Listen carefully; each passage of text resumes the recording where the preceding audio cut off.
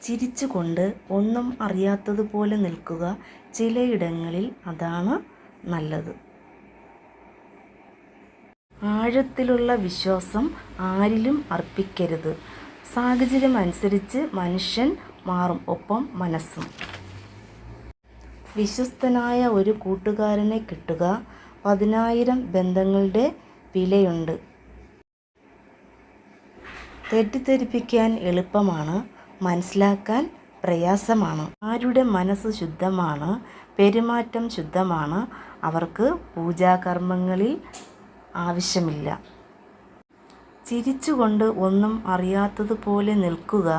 ചിലയിടങ്ങളിൽ അതാണ് നല്ലത്. എത്ര വിജയങ്ങൾ നേടിയിട്ടും എന്തെല്ലാം സമ്പാദിച്ചിട്ടും ശൂന്യമായ കൈകളോട് കൂടിയാണ് ഇവിടം വിട്ടു പോകേണ്ടത് എന്ന കാര്യം പലപ്പോഴും നമ്മൾ മറന്നു പോകുന്നു.